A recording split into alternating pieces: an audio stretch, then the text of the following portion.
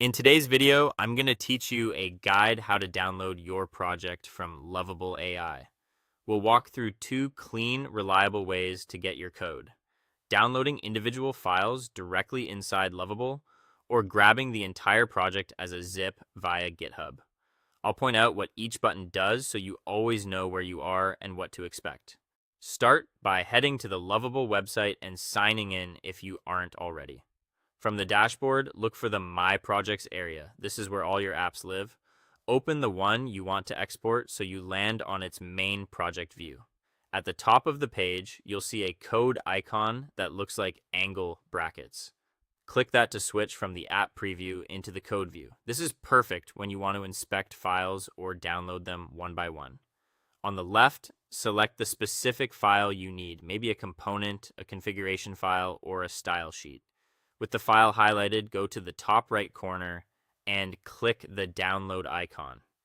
Your browser will save that file locally.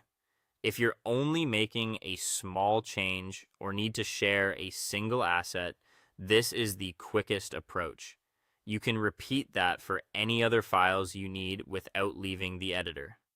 When you're done, use the globe icon at the top to jump back to the web app preview.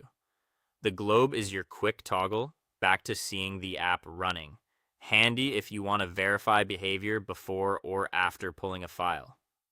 Now, if you want the entire project as a single archive, you'll use GitHub. From the project view in Lovable, connect your GitHub account. If it's your first time, you may be asked to authorize access. Just follow the prompts.